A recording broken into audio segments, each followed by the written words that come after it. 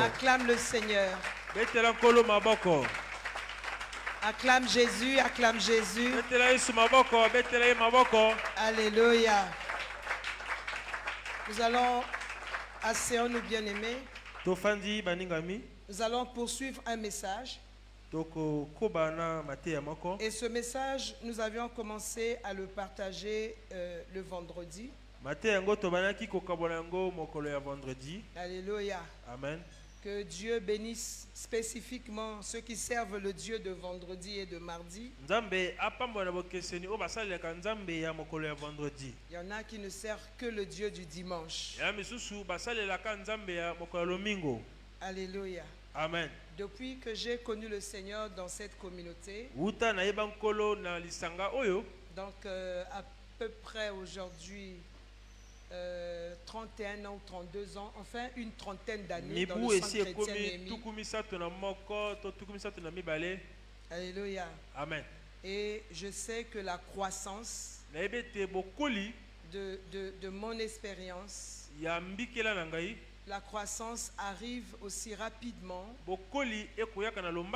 lorsque nous passons tout le temps dans la maison de Dieu. Ici, nous avions des rendez-vous les mardis, les vendredis. Mais il y en a qui ont des difficultés de servir le Dieu de mardi et vendredi.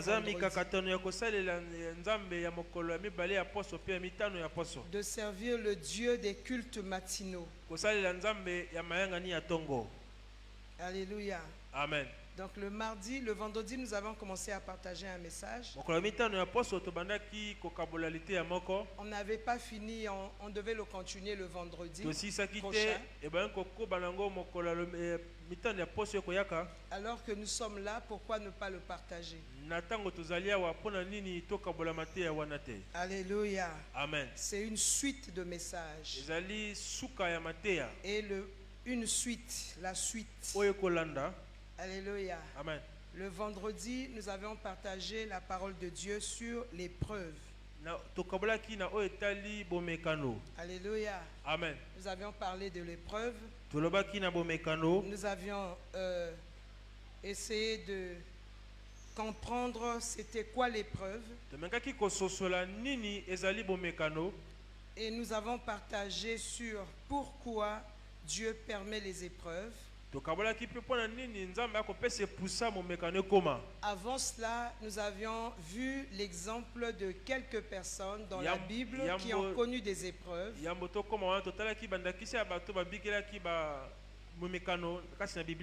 Et nous avons partagé sur notre attitude par rapport à l'épreuve.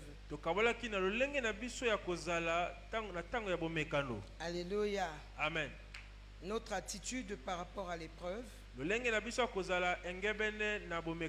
Nous avions parlé des buts de l'épreuve.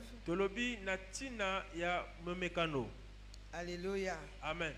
Et ce matin, nous allons partager sur un autre sous-point en parlant de l'épreuve. C'est comment réagir face à l'épreuve. Alléluia. Amen. Nous sommes dans le grand point, l'épreuve.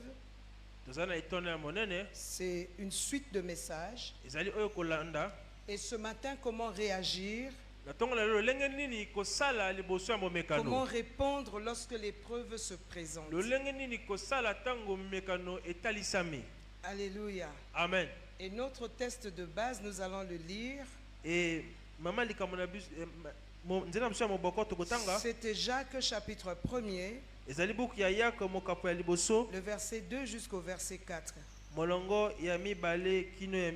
La Bible dit, mes frères, regardez comme un sujet de joie complète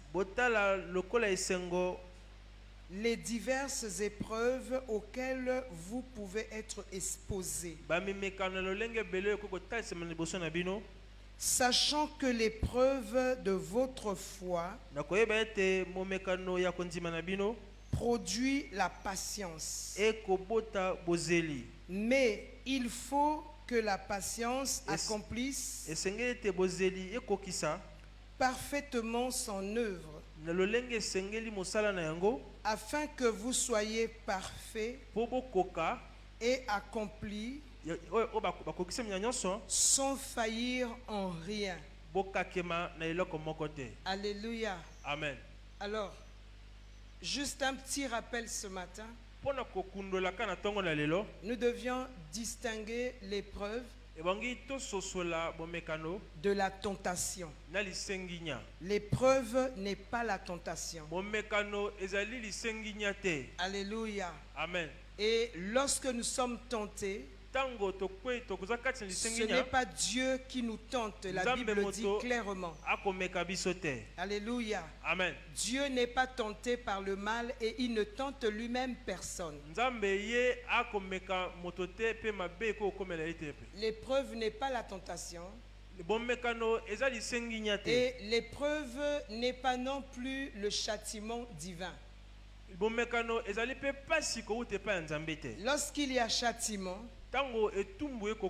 généralement il y a péché.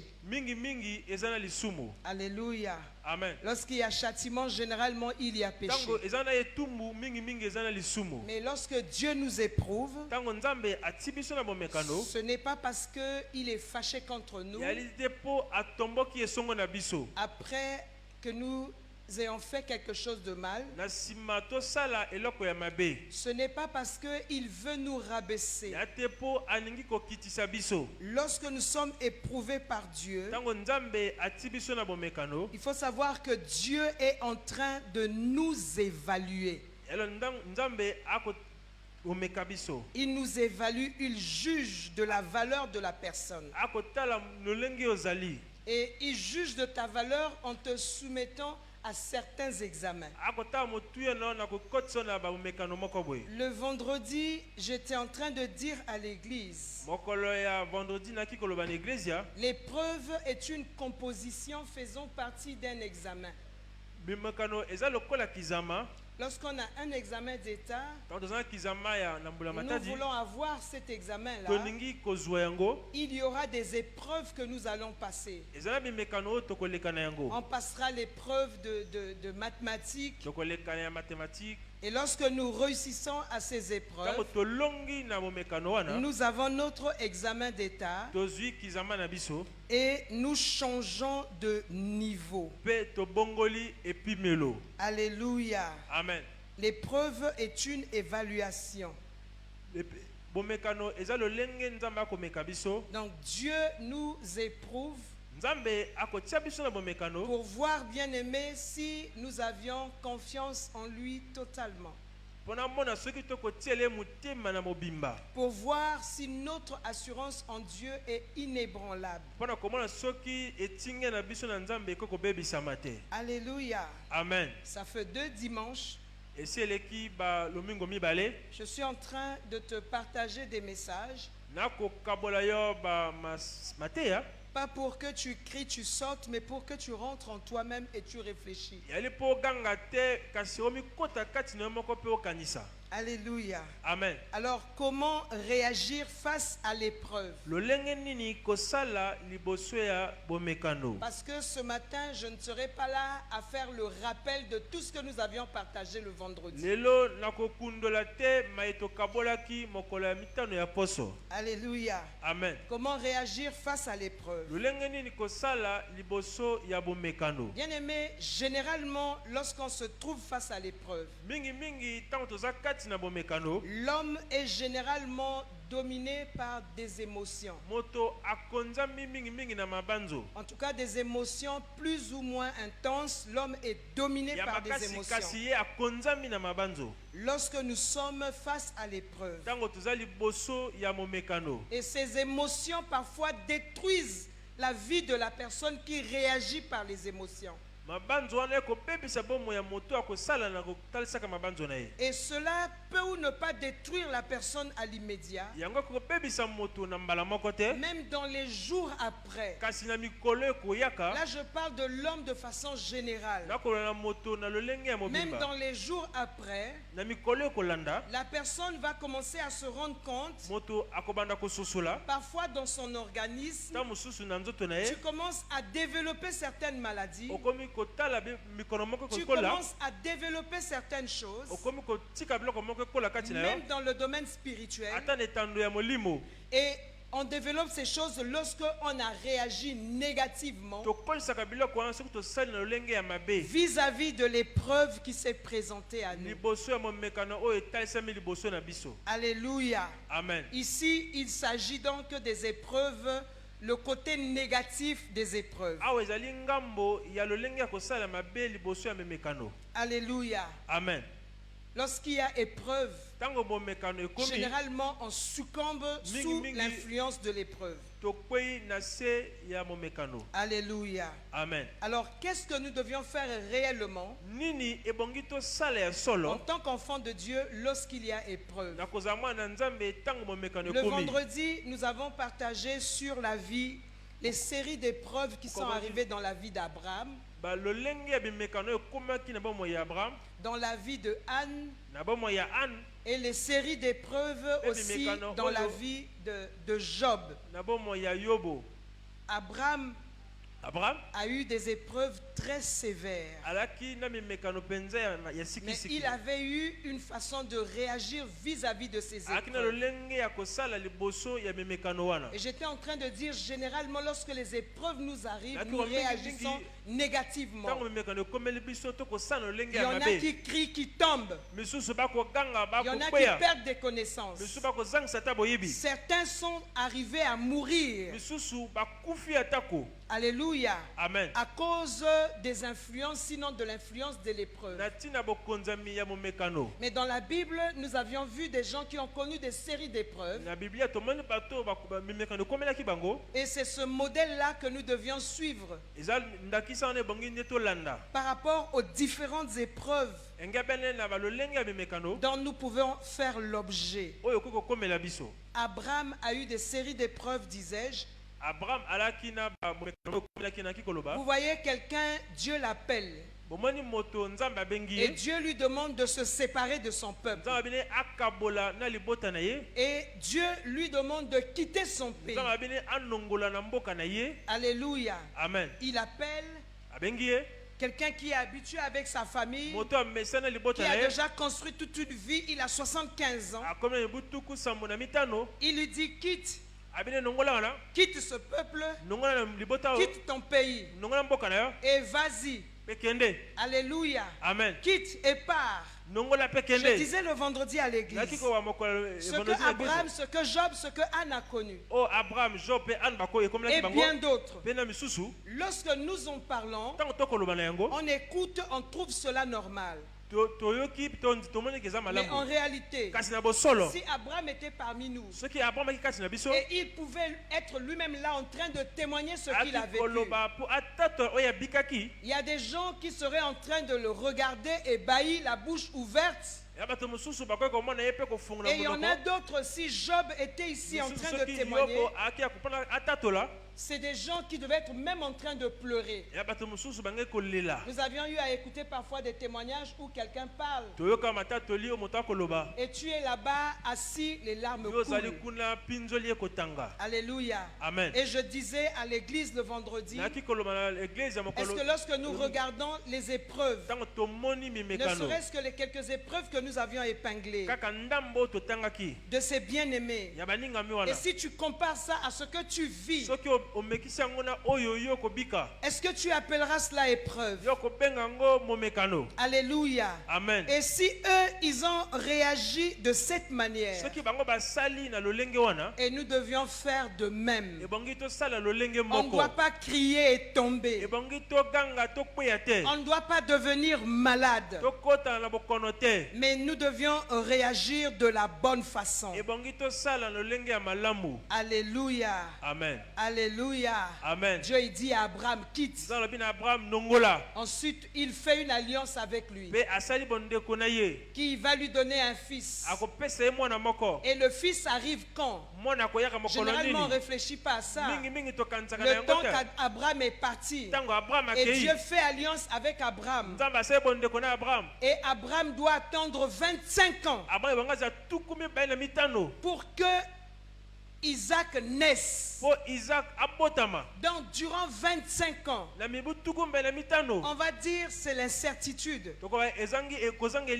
Alléluia. Amen. Alors que Isaac arrive quand même. Des années après, Dieu va lui dire, prends ton fils, ton unique, celui que tu aimes, Isaac, et emmène-le là où je vais t'indiquer, à une montagne précise, et offre-le-moi en sacrifice. Lorsqu'on entend ça, on entend juste une histoire. C'est le vécu d'une personne. Et ça a été difficile, bien aimé. Alléluia. Amen. C'est le vécu d'une personne. Mais quelle a été la réaction d'Abraham? Dans la série de preuves de Job que nous avions partagée, Job a connu alors l'extrême. Alléluia. Amen. La première série, c'est ces 10 enfants qui meurent le même jour. Tes enfants sont une partie de toi. 10 enfants, pas un enfant, pas 2 enfants. Mais lorsque nous lisons la Bible, lorsqu'on écoute ça, ça nous dit absolument rien. On écoute, c'est l'histoire de Job. Ça nous dit absolument rien. Mais si chacun de nous pouvait expérimenter ou vivre juste un peu de ce que Job a vécu. Il y en a qui vont maudire Dieu. Il y en a qui vont abandonner la foi. Il y en a qui vont conclure que Dieu n'existe pas. Alléluia. Amen. Et nous allons voir nous avions vu dans les séries des preuves de Job, tout ce qu'il faisait à la fin, il n'a rien attribué de mal à Dieu. Il n'a pas sorti une parole contre Dieu. Alléluia. Amen. Comment réagir face à l'épreuve? Premièrement, ne pas s'éloigner de l'église. Ne pas s'éloigner de la compagnie des frères. L'épreuve de ta foi. Ne pas s'éloigner de la compagnie des frères. Ne pas s'éloigner de l'église, bien-aimé. Bien-aimé, lorsque nous affrontons l'épreuve, lorsque nous éloignons de l'église, ou nous éloignons du royaume de Dieu, ou nous éloignons de Dieu, qu'est-ce qui se passe, bien aimé? C'est comme quitter la sécurité d'un refuge sûr. Alléluia. Amen. Au moment où un danger est en train de t'approcher. Alléluia. Amen. Lorsqu'il y a l'épreuve, ne quitte pas la compagnie des frères. Ne quitte pas la couverture spirituelle. Quand tu es conscient qu'en cet endroit j'ai une couverture spirituelle, ne sors pas de la couverture spirituelle. Ne sors pas de l'église. Ne quitte pas la compagnie des frères dans la foi. Alléluia. Amen. Et je disais, c'est comme une personne qui est en sécurité. Lorsque nous éloignons de l'église, une personne qui est en sécurité et qui décide juste de sortir du refuge là où il se trouve, de quitter l'abri et d'aller s'exposer à un danger qui l'attend à l'extérieur. Face à l'épreuve, ce que nous devions faire, nous ne devions pas attrister l'Esprit de Dieu par nos paroles. Quand nous avions lu l'histoire de Job, vous allez voir après chaque série d'épreuves, tout ce qu'il a reçu comme information en une journée. Aussi après qu'il soit touché dans son corps, Job n'a pas attristé l'Esprit de Dieu par ses propos. Il n'a pas attristé l'Esprit de Dieu. Il n'a rien dit de mauvais à Dieu. Il n'a rien attribué à Dieu de mal par rapport à ce qui lui arrivait. Alléluia. Amen. Lorsque l'épreuve arrive, n'attriste pas l'Esprit de Dieu par tes paroles. N'attribue rien d'inconvénient à Dieu. Face à l'épreuve, ce que nous devions faire, nous devions bénir Dieu. Lorsque nous sommes dans ces temps de deuil. Alléluia. Amen. L'épreuve est comparable à un temps de deuil, à un temps de souffrance. Et lorsque nous passons par ce temps, ce que nous devions faire, nous devions bénir Dieu. Alléluia. Amen. Nous devions bénir Dieu dans des temps difficiles.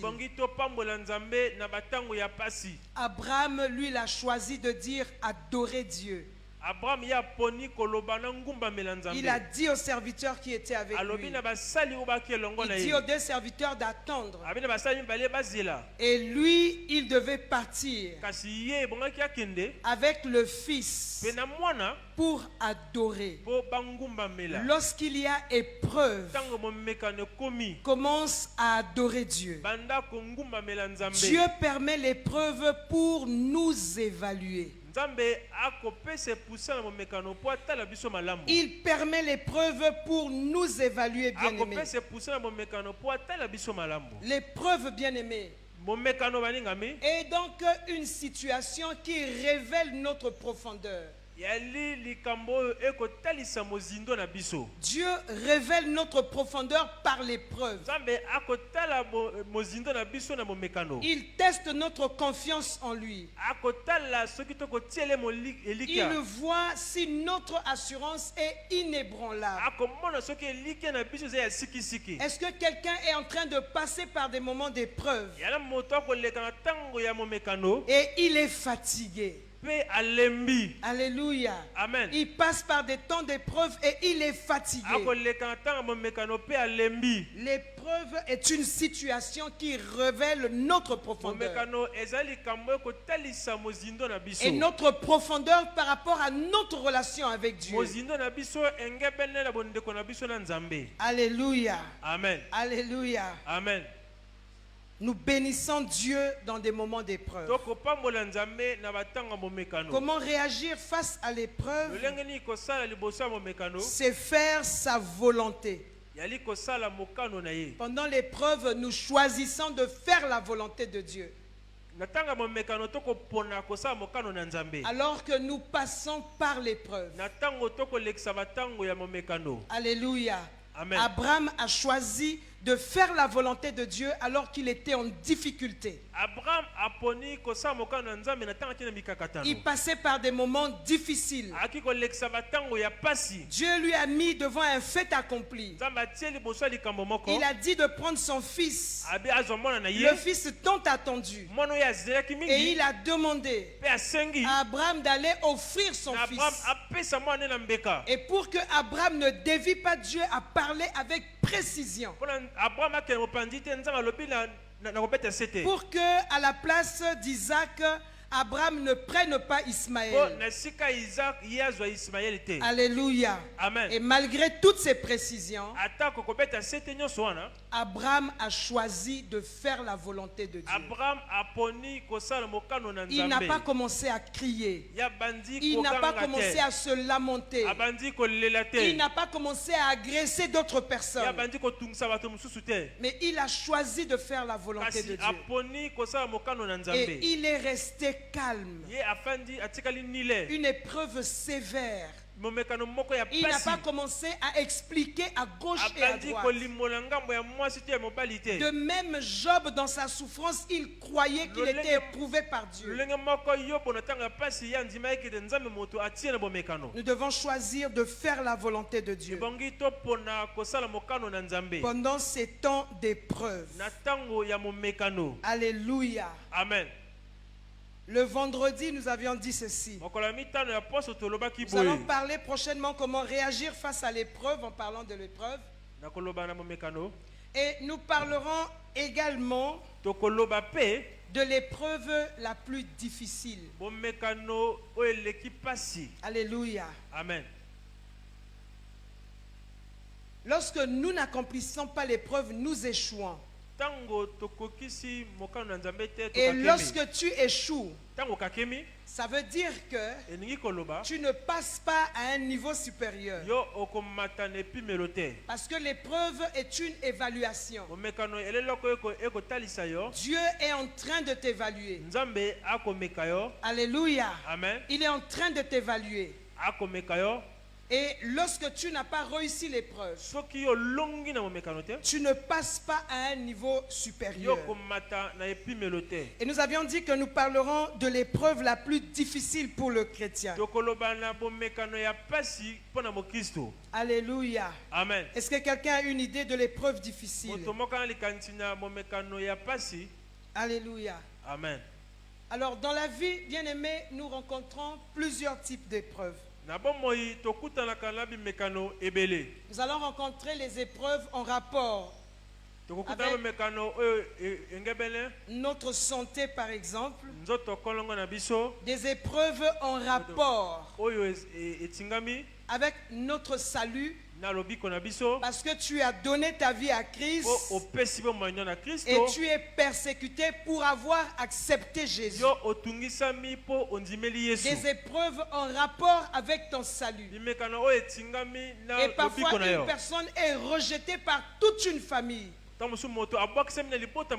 Et il y a eu des parents qui ne te rejettent pas seulement, mais qui te disent ouvertement tu ne fais plus partie de cette famille. Il y en a beaucoup de chrétiens qui ont connu cela. Alléluia. Amen. Qui ont connu cette persécution à cause de ta foi. Alléluia. Amen. Tu es rejeté à cause du salut. Tu es rejeté parce que tu restes attaché à Dieu. Parce que tu restes attaché à Jésus-Christ. Je lisais dans la Bible sur le guérison du paralytique que le Seigneur avait guéri. Alléluia. Amen. Et ses propres parents l'ont rejeté. Donc il a expérimenté une guérison miracle. Je n'aimerais pas avoir ce genre de guérison. De sa guérison, de sa conversion au rejet directement. Donc on lui pose la question d'abord par les pharisiens, jusqu'à ce qu'on lui demande si c'est réellement lui qui était paralytique, mais ils savent que c'était lui. Et on pose la question à ses parents. Et les parents ils disent il est assez grand, allez l'interroger, ça ne nous regarde pas. Mais pourtant on voit bien que Jésus-Christ a guéri cette personne impotente. Le Seigneur a affermi ses jambes. Cette personne qui n'avait jamais marché auparavant, Dieu a affermi ses pieds. Et la personne a commencé à marcher. Mais il y a eu la persécution directement par rapport à sa guérison. et ses propres parents l'ont rejeté. Est-ce votre fils? Est-ce qu'il était paralytique? Comment est-ce que sa guérison est arrivée? Les parents ont dit allez l'interroger lui-même. Au lieu de se réjouir. Alléluia. Amen. En rapport avec notre salut, nous pouvons passer par les épreuves. Alléluia. Amen. Nous pouvons passer par la persécution. Et généralement, nous considérons tous les épreuves comme étant des réalités opposées à la bénédiction. Mais ce que nous devions savoir, c'est que derrière chaque épreuve se trouve une bénédiction. Alléluia. Amen. Généralement, on oppose l'épreuve à la bénédiction. On dit que l'épreuve, c'est ce qui s'oppose à la bénédiction. C'est une réalité opposée à la bénédiction. Mais il faut savoir que l'épreuve produit la bénédiction. L'épreuve produit la bénédiction. Mais par contre, les avantages que nous pouvons avoir, les bienfaits que nous avions aujourd'hui, qui ne sont certainement pas les épreuves, ces bienfaits engendrent les tentations. Mais l'épreuve par contre produit la bénédiction. Lorsque nous retournons à l'épreuve d'Abraham, il est passé par l'épreuve. Et Dieu a fait d'Abraham une grande nation. Dieu a fait d'Abraham qui a quitté sa famille. Abraham est devenu un grand peuple. Job, tout ce qu'il avait perdu, même sa santé qui a été touchée. Et derrière toute cette série de difficultés, Job est devenu plus riche que davantage. Mais chaque chrétien devait distinguer l'épreuve du châtiment. Tu peux expérimenter un châtiment divin, ce n'est pas l'épreuve. Et Dieu va généralement châtier son serviteur lorsqu'il y a le péché.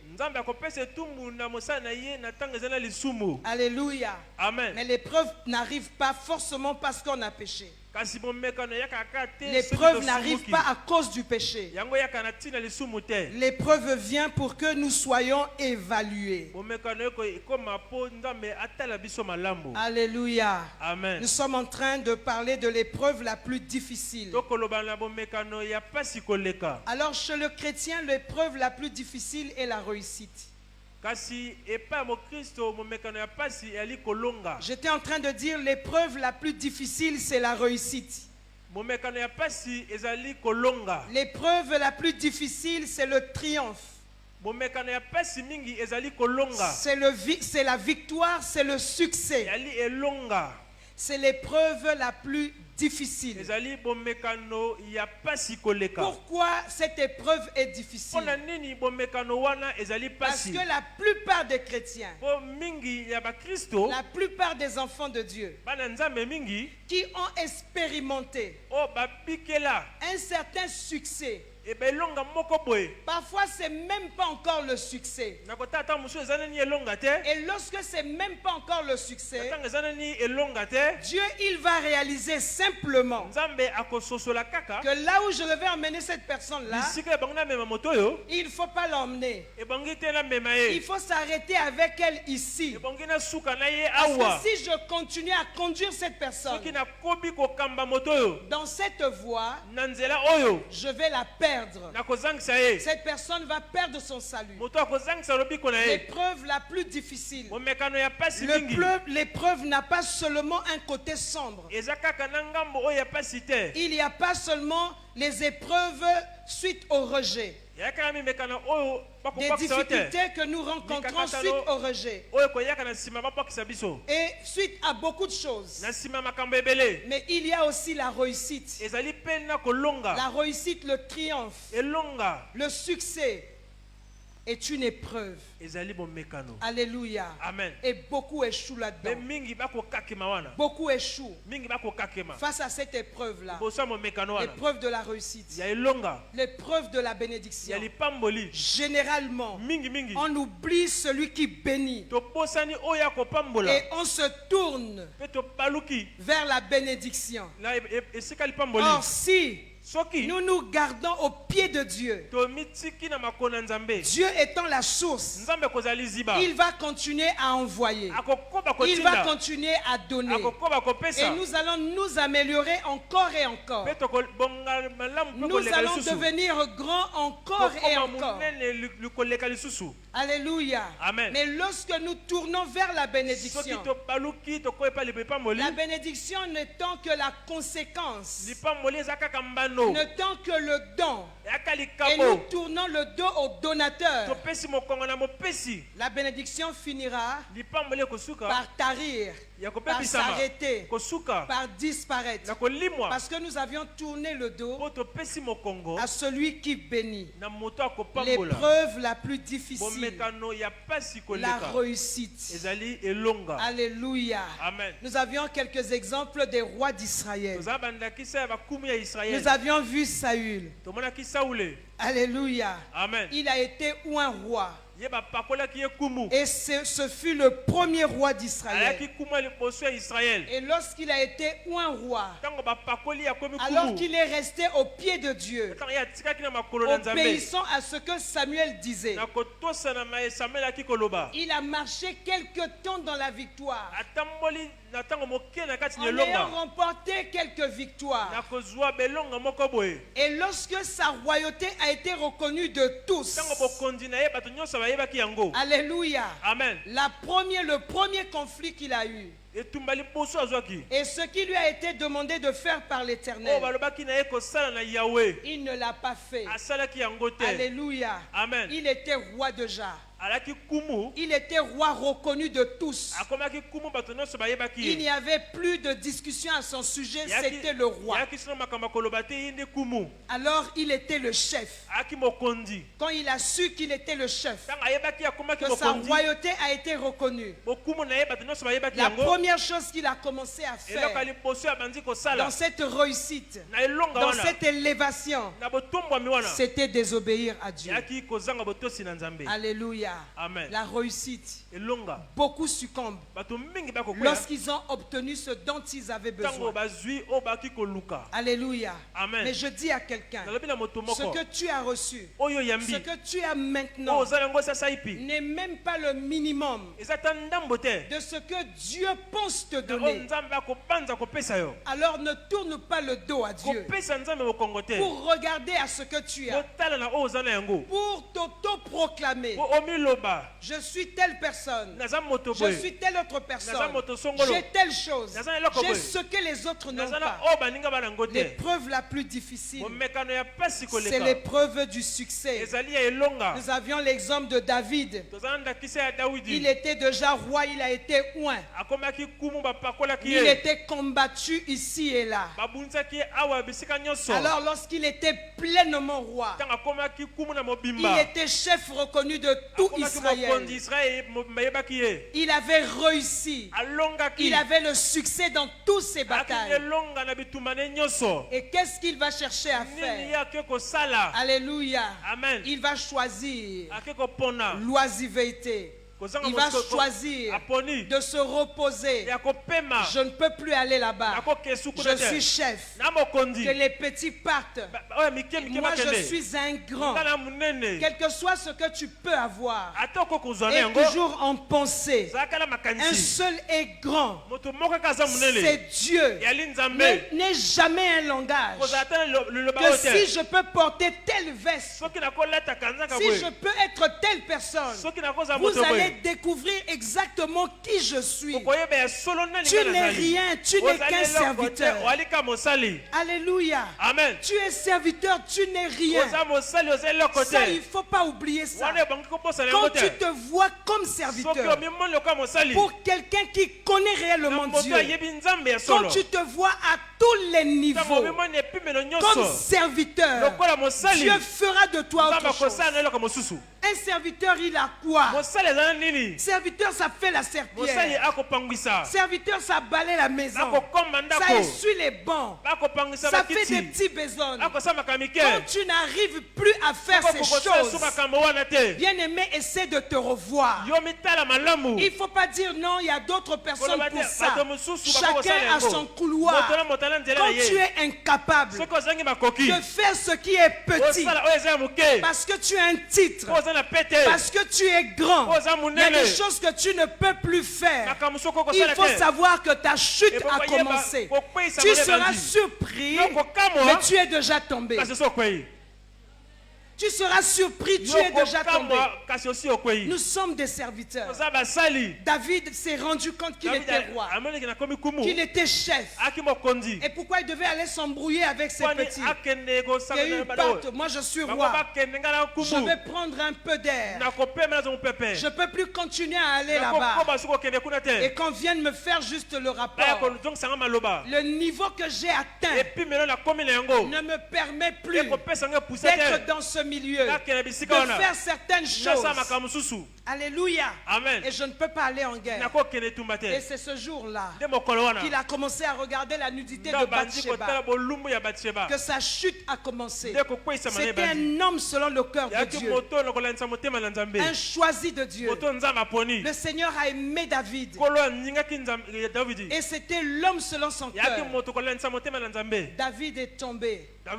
L'épreuve de la réussite, c'est l'épreuve la plus difficile, l'épreuve du succès. Le vendredi, j'étais en train de dire, un jour nous avons prié ici pour que Dieu puisse réduire dans cette assemblée le nombre des chômeurs. En réalité, il n'y a pas de chômeurs dans la maison de Dieu. Qui sont chômeurs, c'est ceux qui le décident à être chômeurs. Parce que si de l'autre côté tu as manqué du travail dans la maison de Dieu, il n'attend pas que tu donnes 200 000 pour que tu aies un arrêté ou un décret. C'est à toi de décider de travailler, de devenir son employé. Sinon, pour les portes de la structure, les portes sont ouvertes. Alléluia. Amen. Alors un jour on a prié pour que nous puissions avoir du travail, pour que Dieu puisse bénir certaines personnes. Et cela s'est fait ainsi. On a été bénis. On a changé de statut. On n'a plus le statut de chômeur. On a un autre statut. On a des titres maintenant. On a ce qu'on voulait avoir. Mais la plupart du temps, lorsque les gens ont un nouveau statut, alléluia, amen. Surtout lorsque nous devenons des travailleurs, des grands commerçants, quelqu'un qui voyage beaucoup, il faut faire attention. Disais-je le vendredi, que ton statut ne te transforme pas en statuette. Tu as eu un nouveau statut et devant Dieu tu deviens une statuette. Et lorsqu'on est une statuette, la statue ne fait rien. Quand elle reste debout comme ça, tu peux revenir après une semaine, la statue sera comme ça. Elle ne va pas se déplacer. Elle ne va pas arranger les bancs. Elle ne va pas modérer la statue. Alléluia. Amen. Et quand tu deviens une statuette bien-aimée dans la maison de Dieu, ça veut dire que l'épreuve du succès, l'épreuve la plus difficile, a pris le dessus sur toi. On est utile ailleurs, mais pas dans la maison du trésor, là où Dieu nous a placés. C'est le changement de statut. C'est le succès. Lorsqu'on se croit une personne à succès, lorsqu'on se dit on a réussi. Alléluia. Amen. Et David l'a connu. Comme Saül le premier roi d'Israël l'a connu. La royauté reconnue, il commet son premier péché. La même chose avec Salomon. Alors qu'il devait commencer à conduire le peuple de Dieu, il s'est humilié sous la main puissante de Dieu. Pour dire à Dieu, ton peuple, le peuple est nombreux. Je ne peux pas le diriger si tu ne me donnes pas la sagesse ou l'intelligence. Et Dieu lui a donné cela. Alléluia. Amen. Et il y a eu le succès dans la royauté de Salomon. Salomon a connu un règne de paix. C'est comme si son père était là pour baliser son chemin. Alors que le chemin était balisé par rapport aux guerres, aux ennemis, toutes ces choses. Et Dieu a ajouté la sagesse. À la sagesse, l'intelligence. À l'intelligence, des richesses. Alléluia. Amen. Salomon a eu une réussite absolue. Alléluia. Il n'y a pas eu de roi jusqu'ici qui a ressemblé à Salomon. Et dans cette réussite, qu'est-ce que Salomon va faire? Il va se mettre à suivre des femmes. Alléluia. Amen. Il va se mettre à suivre des femmes qui vont corrompre son cœur. L'épreuve la plus difficile, l'épreuve de la réussite. Vous allez trouver quelqu'un dans l'église. Nous l'avions vécu. On a vu cela. Ça fait quand même 30 ans que je suis dans ce ministère. Plus de 30 ans. Que je suis dans le centre chrétien Némi. Vous allez prier pour quelqu'un parce qu'il a besoin d'un enfant. Vous allez prier avec une personne parce que la personne voudrait se marier. Il faudrait que je me marie parce que l'heure est en train de passer. Il faudrait que je puisse avoir des enfants. Je suis rentré dans le mariage, mais pas d'enfant. Et lorsque l'enfant arrive, sœur, on ne te voit plus à l'église. Frère, on ne te voit plus à l'église. Oh non, les enfants. Je serai un peu disponible. Lorsque les enfants prennent les vacances, je suis disponible. Mais lorsqu'ils reprennent avec leur scolarité, je ne peux pas être disponible pour Dieu. En fait, c'est ce que veut dire la phrase. Je suis disponible pour Dieu. Lorsque du côté de mes enfants, il n'y a pas de souci. Mais s'il y a souci du côté de mes enfants, je ne peux pas être disponible pour Dieu. Et personne, malgré les possibilités que nous pouvions avoir, personne ne va réfléchir comment est-ce que je vais mettre des moyens. Comment est-ce que je vais utiliser des sources, des personnes qui, les jours de mon culte, vont s'occuper spécifiquement de mes enfants. Et moi, je dois être dans la maison de Dieu à temps. Non, on ne pense pas à cela. Dieu, mon intercession, c'était avoir l'enfant. Et j'ai eu l'enfant, c'est mon succès. Maintenant, je suis serviteur de mon enfant, de mes enfants. Dieu, mon intercession, c'était avoir du travail. J'ai eu mon travail. C'est mon succès, c'est ma réussite. Mon intercession, qui était le travail, j'ai déjà réussi. Je n'ai plus rien à faire avec toi. J'étais en train de partager à l'église l'objet de l'intercession. Pour certaines personnes, finissent par devenir l'objet d'adoration. Et lorsque l'objet d'intercession devient l'objet d'adoration, alors que Dieu seul doit être adoré, le Seigneur va te retirer ton objet d'intercession qui devient l'objet d'adoration. pour que tu puisses revenir vers lui. Alléluia. Amen. Pour que tu puisses revenir vers lui. Il a dit à Abraham, prends ton fils, ton objet d'intercession, celui pour qui tu me disais, Dieu, voici c'est mon serviteur Eliezer qui va hériter. Il est devenu mon fils adoptif. Je m'en vais comme ça. Je n'ai pas eu d'héritier. Alléluia. C'était l'intercession d'Abraham auprès du Seigneur. Et Dieu a donné Isaac. Lorsque Isaac est arrivé, alléluia, Isaac est devenu l'objet d'adoration d'Abraham, son unique fils. Dieu lui dit, prends ton fils, ton unique, celui que tu aimes, Isaac, va l'offrir en sacrifice.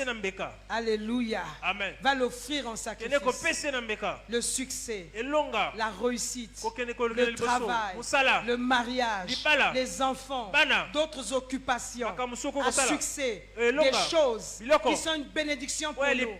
Vous voyez, dans notre communauté, on s'est rendu compte que nous partions tous travailler.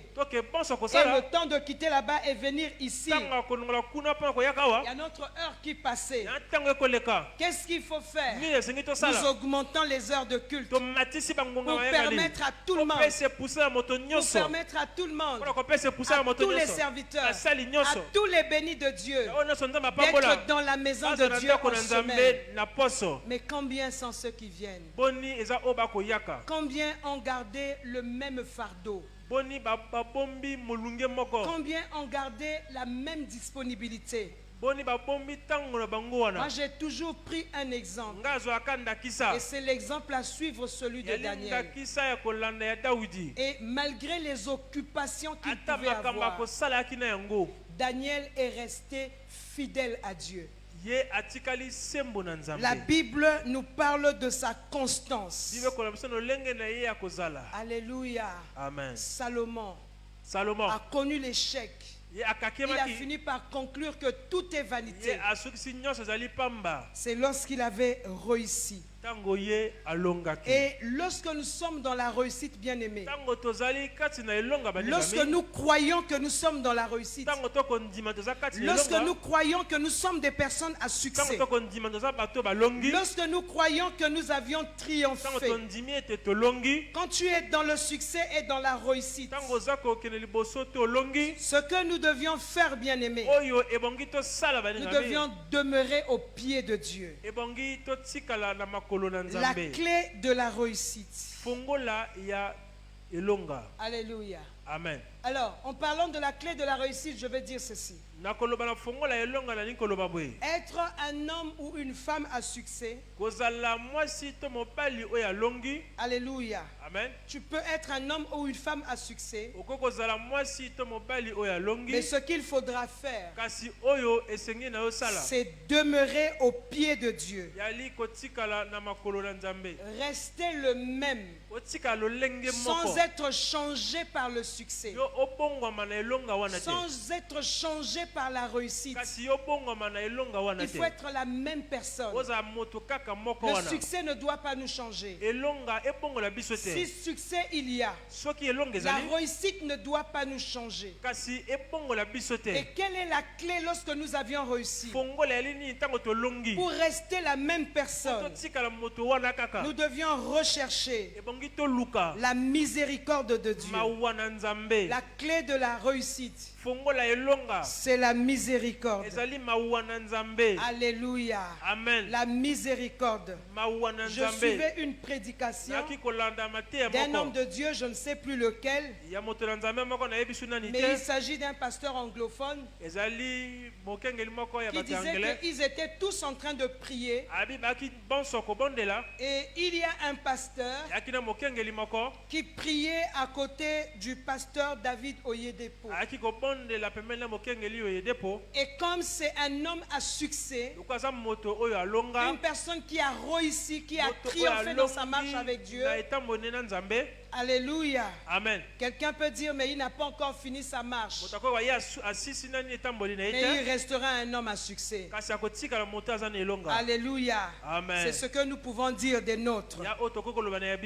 Alléluia. Amen. Et la personne qui priait à côté de l'homme de Dieu, il était juste à côté aussi, cet homme de Dieu. Il faisait attention à la prière de l'homme de Dieu pour savoir ce que l'homme de Dieu est en train de dire, pour connaître certainement quels sont ses secrets, comment il prie, qu'est-ce qu'il dit à Dieu pour qu'il soit ce qu'il est.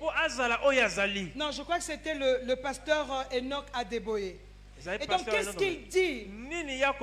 Alléluia. Amen. Et il a fait attention à la prière de l'homme de Dieu. Et depuis que l'homme de Dieu s'était baissé, il disait à Dieu seulement miséricorde. Il ne répétait que miséricorde. Alléluia. Amen. Il ne demandait que la miséricorde de Dieu dans sa vie. S'il n'y a pas de miséricorde, bien-aimé, tu vas suivre le succès. Alors que ce n'est même pas le succès. Ce n'est même pas le minimum de ce que Dieu veut te donner.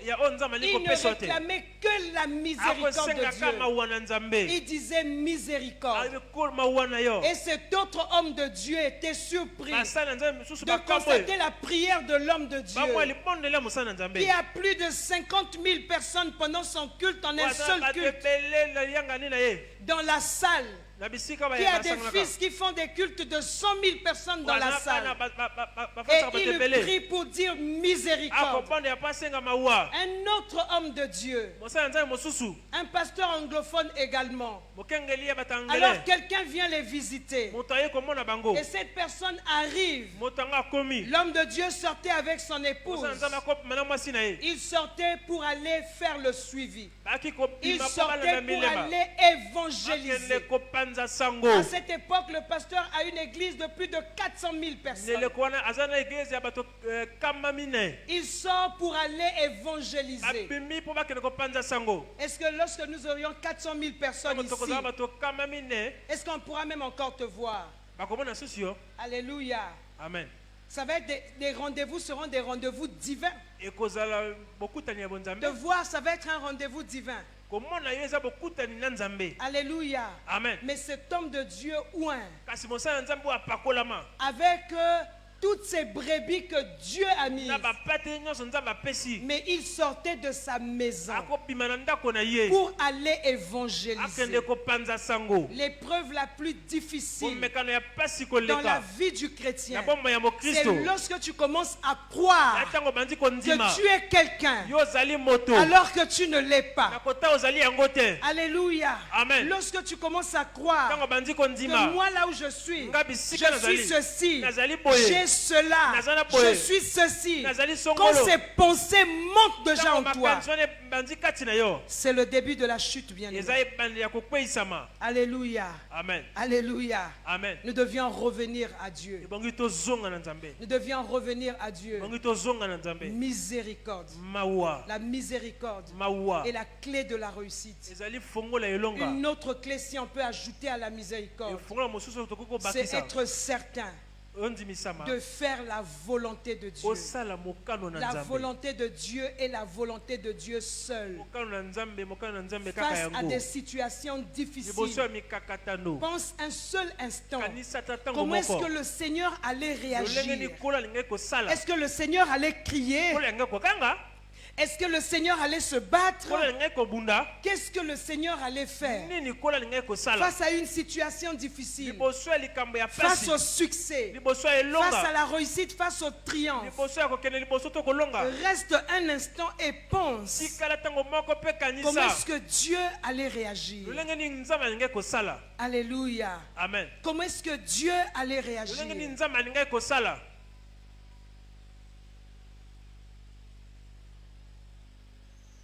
Par rapport à là où tu es arrivé, pense comment est-ce que Dieu allait réagir. Moi je parlais avec quelqu'un. J'ai dit, tu as été béni. Dieu t'a donné du travail. J'ai déjà parlé à 2 ou 3 personnes comme ça. J'ai dit, dis-moi, est-ce que tu connais les prémices? C'était juste une question parce que je sais que la personne connaît les prémices. La personne dit oui. Je dis, est-ce que tu as donné les prémices à Dieu? La personne dit non. Alléluia. Amen. Ce jour-là, c'est l'un de mes enfants. Il m'a porté sa dîme. Je l'ai dit, tu n'as pas à m'apporter une dîme. Tu as porté les prémices à Dieu et dans la maison de Dieu. Ce n'est pas une dîme que tu devais apporter ici. Tu sais que ce n'est pas une dîme. Il me dit oui, maman. Alléluia. Amen. L'épreuve de la réussite. Le premier salaire, il est tout petit. Il ne signifie rien du tout. Ce premier salaire seulement. Tu oublies Dieu. Alléluia. Amen. C'est une épreuve vis-à-vis de l'argent. Même si je vais faire un stage quelque part, la première prime qu'on me donne, c'est pour Dieu. Alléluia. Amen. C'est pour Dieu. Alléluia. Amen. L'épreuve du succès. Je dis que j'ai un salaire, j'ai réussi. Et moi j'ai toujours cru, et c'est la vérité. Tous ceux qui ne vivent que de salaire sont des pauvres. Quel que soit le montant de ton salaire, tu es un pauvre financièrement. Parce que si aujourd'hui seulement, les gens qui vivent de salaire, c'est des gens qui vivent au jour le jour. La preuve qu'ils sont des pauvres, regardez chez nous. Lorsqu'il y a un bruit, qu'il y a déjà eu virement de salaire, alors que les banques ne sont pas encore prêtes. Moi, si je suis arrivé jusqu'au vendredi, on n'a pas viré les salaires. Et je ne suis pas sorti le samedi. Le dimanche, quand je viens à l'église, pour savoir que donc le soir, il y avait eu virement. Quand je passe seulement là à 6 heures au guichet de la banque postale, vous allez déjà voir les gens alignés. Ah, je dis les salaires sont passés. Donc les gens n'attendent que ça. Et s'ils n'ont pas ces salaires, ils rentrent dans les découvertes. Ils rentrent dans les dettes. Les gens qui ne vivent que de salaire sont des pauvres. Des pauvres financièrement. Donc tu ne peux pas avoir des prémices et penser que c'est le succès et ne pas donner à Dieu. Je peux m'amuser à poser des questions ici même à 5 personnes.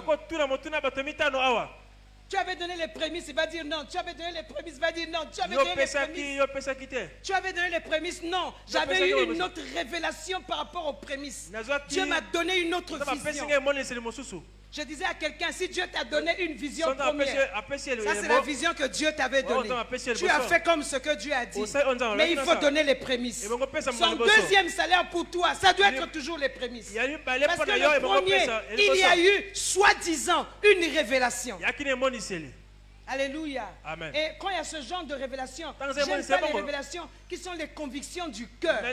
Je préfère parfois la voix audible ou le songe. Parce que le songe, on ne le fabrique pas. Dieu te dit clairement, grâce, va à la banque postale à ton guichet. Voilà la révélation que je te donne pour ton salaire. Fais comme ceci, fais comme cela. Si c'est une conviction, c'est de l'égoïsme. C'est faux. Mais généralement quand quelqu'un me dit Dieu m'a dit, ça je respecte. Je respecte souvent Dieu m'a dit. Ça je respecte. Alléluia. Amen. L'épreuve la plus difficile, le succès, la réussite. Okomina moi mbongo. Tu as maintenant de l'argent. Okomina moi bilamba. Tu as maintenant des habits. Okomina moi. Alléluia. Amen. Quand cette épreuve-là arrive, Okomina bilamba, changer de démarche. Tu as maintenant des habits. Motoloko langa avona ye manamoni la mana ramasser na sukoli na lati. Amen. Après siko un jour ba pesinga bilamba ebele na changer de démarche. Tu changes même des amis. Parce que niveau mon côté. Tu es serviteur. Tu es serviteur bien-aimé. Alléluia. Amen. Et ce que nous avions, ce n'est que le minimum. Et lorsque l'épreuve arrive, réagissons comme Abraham.